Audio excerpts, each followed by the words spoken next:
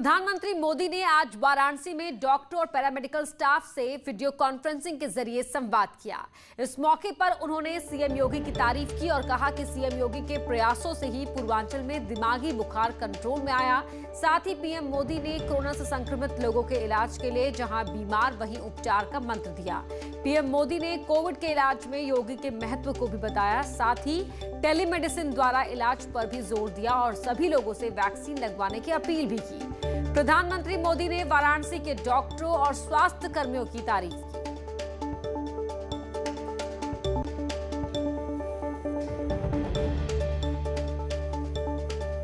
अपनी विनम्र आज हमारे योगी जी जो मुख्यमंत्री जी हैं, वे जब पहले सांसद थे पार्लियामेंट में, इन बच्चों की जिंदगी को जिस प्रकार से बच्चों की मृत्यु एक के बाद होती रहती थी, वो फूट फूट करके पार्लियामेंट में रोए थे। उस समय की सरकारों से वो याचना करते थे कि इन बच्चों को बचाइए, कुछ व्यवस्था कीजिए, रो पड़ते थे। वो हजारों बच्चे मरते थे और ये सिलसिला सालों साल तक चला था। योगी जी पार्लियामेंट में थे, करते रहे। लेकिन जब योगी जी यूपी के मुख्यमंत्री बने और भारत सरकार और राज्य सरकार ने मिलकर के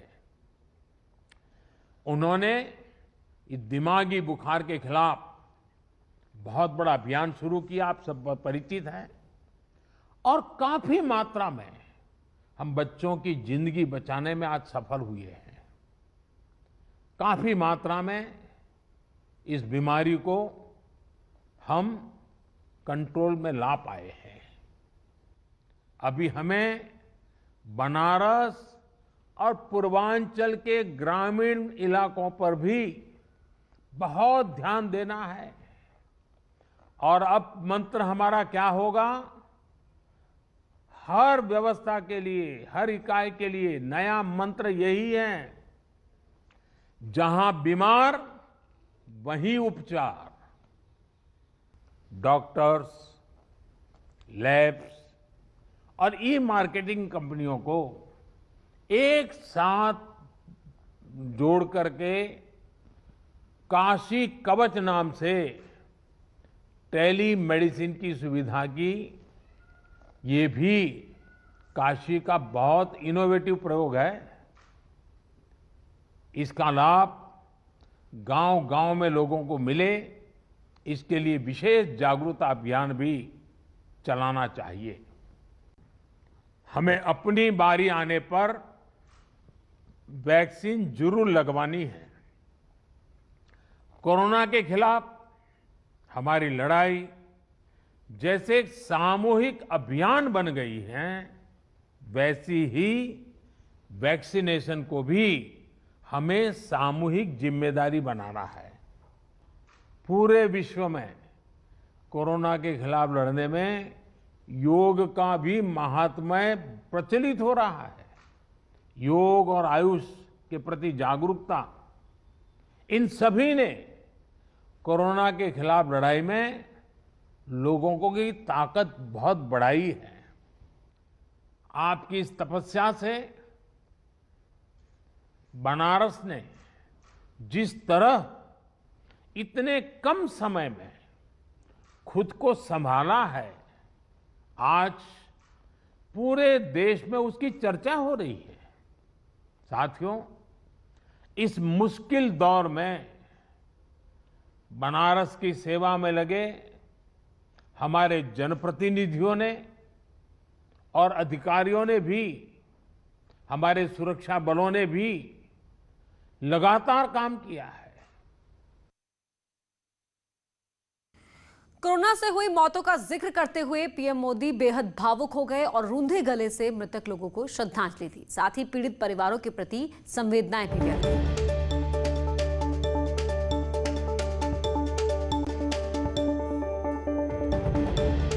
वायरस ने हमारे कई अपनों को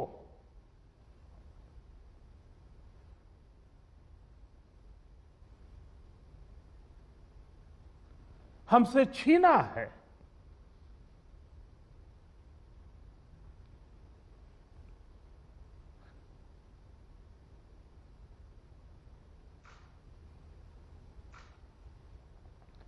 मैं उन सभी लोगों को अपनी विनम्र श्रद्धांजलि देता हूं और उनके परिजनों के प्रति सांत्वना व्यक्त करता हूं।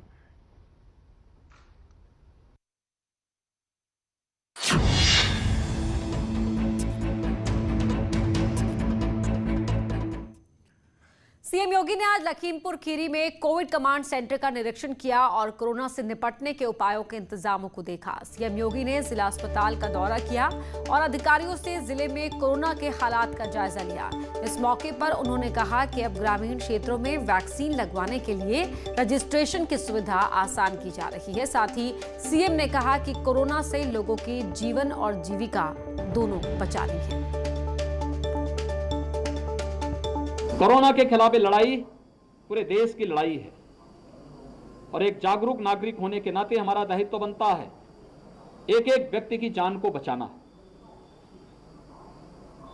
हमें जीवन भी बचाना है, व्यक्ति की जीविका को भी बचाना है। जिन लोगों की जीविका प्रभावित हुई है, स्ट्रीट वेंडर हैं, रिक्शा, ई रिक्शा, ठेला खोमचा लगाने वाले, नाविक हैं, धोबी है, नाऊ है, मोची है, माली है, हलवाई है या और भी अन्य ऐसे लोग जो प्रतिदिन कमाने वाले लोग थे, इनकी आजीविका प्रभावित हुई है।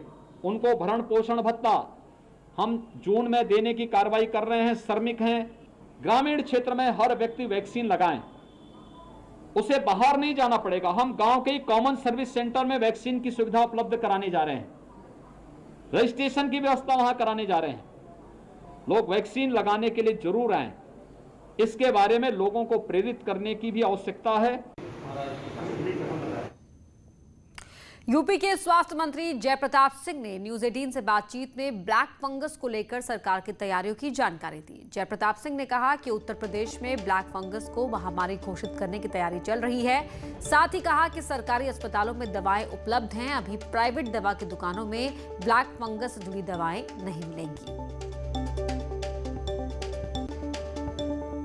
सर, ब्लैक फंगस के केसेस बढ़ रहे हैं, कहा जा रहा है कि विशेषज्ञ डॉक्टरों की टीम गठित की गई। किस तरह ब्लैक फंगस से निपटने की तैयारी है?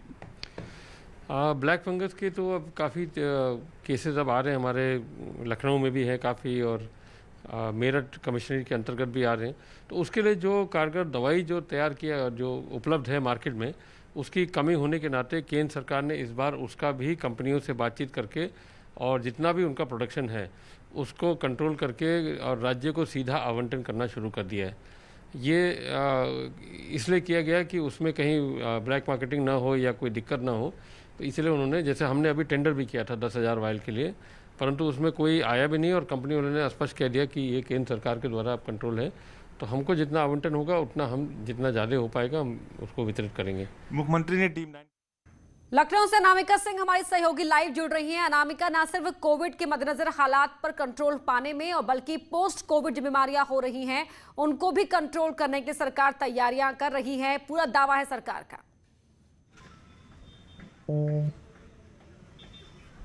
देखिए पर आज मुख्यमंत्री योगी आदित्यनाथ ने जब टीम 9 की बैठक की तो उसमें ये भी आंकड़े रखे गए कि प्रदेश के अलग अलग हिस्सों में ब्लैक फंगस को लेकर कितने मामले सामने आ रहे हैं। तो मुख्यमंत्री ने इसको लेकर के बहुत ही सख्त निर्देश में ये कहा कि जो इसके लिए जो मेडिसिन है उसकी कालाबाजारी नहीं होनी चाहिए और आसानी से लोगों को ये उपलब्ध हो सके, क्योंकि बहुत सारे लोग ऐसे हैं जो प्राइवेट हॉस्पिटल्स में इलाज करवा रहे हैं। तो प्राइवेट हॉस्पिटल्स में इलाज करवाते वक्त भी उन्हें ब्लैक फंगस की मेडिसिन मिलनी चाहिए। इसके अलावा सरकार महामारी घोषित करने की तैयारी करी, चूंकि जिस तरीके से लखनऊ की बात करें, हम मेरठ की बात करें, कानपुर की बात करें, बहुत सारे जिले ऐसे हैं जहाँ पे ब्लैक फंगस के पेशेंट आ रहे हैं। और ये नया वेरिएंट है कोरोना का, जिसको देखते हुए कहा जा रहा है कि जिन मरीजों ने लंबे समय तक आईसीयू बेड का इस्तेमाल किया इलाज के दौरान या जिनको लंबे समय तक ऑक्सीजन लगी रही है, उन्हें कोरोना खत्म होने के बाद इस तरह के सिम्टम्स आ रहे हैं कि आंखों के पास रैशेज, आंखों का रेड होना, आंखों से पानी आना, इस तरीके के सिम्टम्स आ रहे हैं। तो ये भी कहा गया है कि जो पीजीआई जो सबसे बड़ी संस्था है कम से उत्तर प्रदेश में, उसकी निगरानी में जो टीम बनाई गई है वो टीम इसको लेके लगातार रिसर्च भी कर रही है, बातचीत भी कर रही है और जो हेल्थ एक्सपर्ट्स हैं वो भी इसको लेके अपना आकलन तमाम जरूरी जो स्टेप्स हैं वो उठाए जा रहे हैं। अनामिका, बहुत शुक्रिया आपका इस पूरी जानकारी के लिए।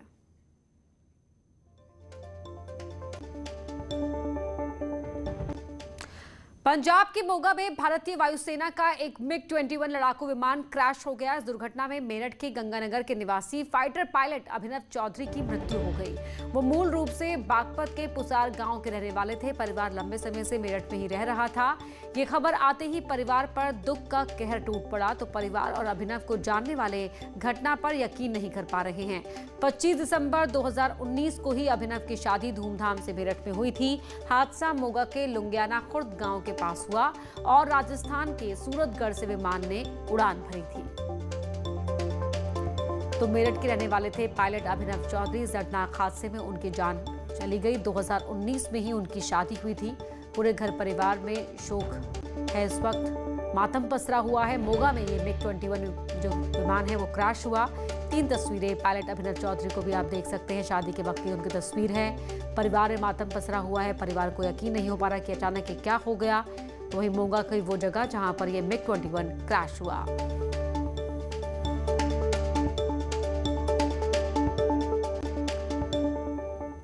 मोगा में हुए हादसे पर यूपी के पूर्व मुख्यमंत्री अखिलेश यादव ने ट्वीट किया है। उन्होंने हादसे में शहीद पायलट को श्रद्धांजलि देते हुए कहा कि पंजाब के मोगा में वायुसेना के विमान MiG-21 के दुर्घटनाग्रस्त होने के कारण स्क्वाड्रन लीडर अभिनव चौधरी की मृत्यु का दुखद समाचार प्राप्त हुआ। ईश्वर उनकी आत्मा को शांति व शोकाकुल परिजनों को ये दुख सहने की शक्ति प्रदान करे।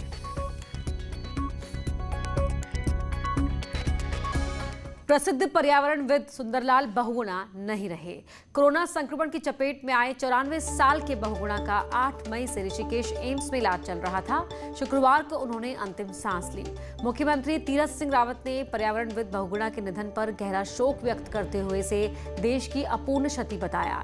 सुंदरलाल बहुगुणा ने 1970 में दशक में चिपको आंदोलन को धार दी। देश दुनिया को वनों के संरक्षण के लिए प्रेरित किया।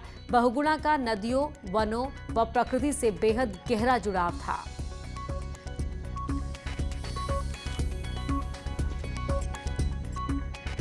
आदरणीय सुंदरलाल बहुगुणा जी अब हमारे बीच में नहीं है। मैं अपनी ओर से, अपने पूरे उत्तराखंड विधानसभा की ओर से उनको श्रद्धांजलि अर्पित करता हूँ। निश्चित रूप से ये अपूर्णीय क्षति हम सबके लिए है। ये प्रदेश के लिए नहीं, पूरे देश के लिए बहुत बड़ी क्षति है। और जिस प्रकार से उन्होंने पर्यावरण क्षेत्र में बहुत बड़ा योगदान हमारे इस के लिए दिया, वो हमेशा याद आएगा। प्रसिद्ध पर्यावरणविद थे सुंदरलाल बहुगुणा के निधन पर मुख्यमंत्री तीरथ सिंह रावत ने ट्वीट कर शोक व्यक्त किया है। सीएम ने कहा, चिपको आंदोलन के प्रणेता, विश्व में वृक्षमित्र के नाम से प्रसिद्ध महान पर्यावरणविद पद्म विभूषण श्री सुंदरलाल बहुगुणा जी के निधन का अत्यंत पीड़ादायक समाचार मिला। खबर सुनकर मन बेहद व्यथित है। ये सिर्फ उत्तराखंड के लिए नहीं बल्कि संपूर्ण देश के लिए अपूर्ण क्षति है।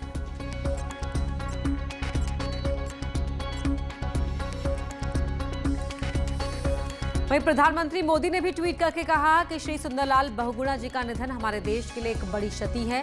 उन्होंने प्रकृति के साथ सद्भाव में रहने के हमारे सदियों पुराने लोकाचार को प्रकट किया। उनकी सादगी और करुणा की भावना को कभी भुलाया नहीं जा सकेगा। ओम शांति।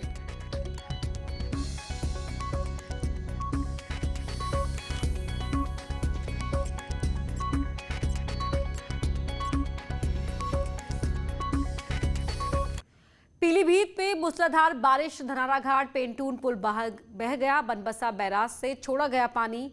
शारदा नदी उफान पर। इस वक्त की बड़ी खबर आपको बता रहे हैं। जिला मुख्यालय से लोगों का संपर्क कट गया है।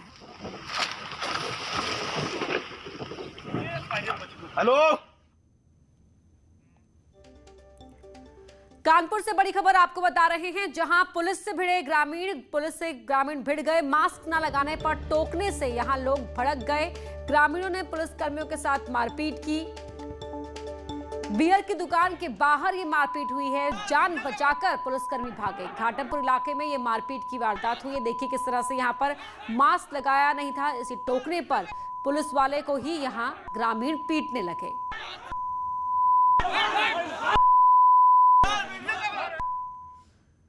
टीकाकरण के प्रहार से ही कोरोना की महामारी पर जीत हासिल होगी। इसके लिए गुजरात के अहमदाबाद में ड्राइव थ्रू वैक्सीनेशन किया जा रहा है। यहाँ लोग उत्साह से टीका लगवाने आ रहे हैं।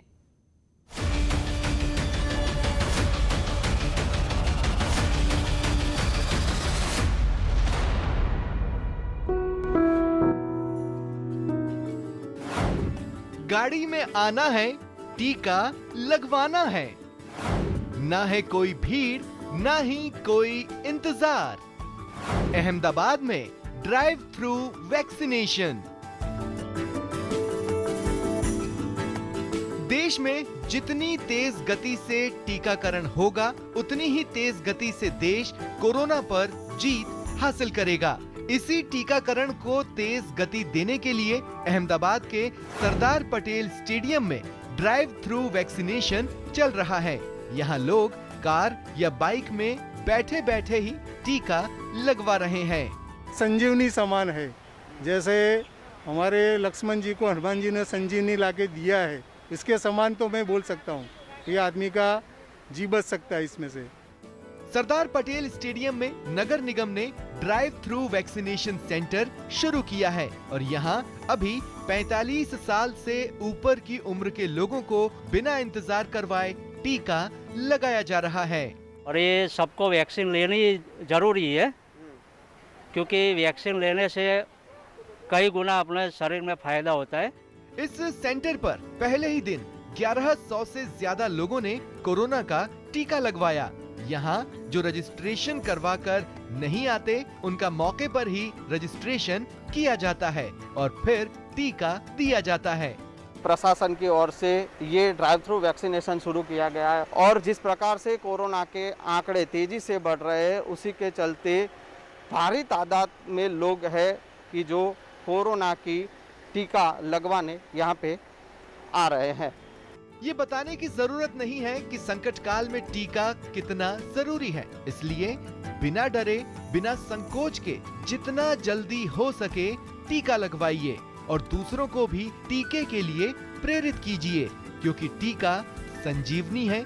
सब टीका लेंगे तभी देश जीतेगा। Bureau report, news 18 network.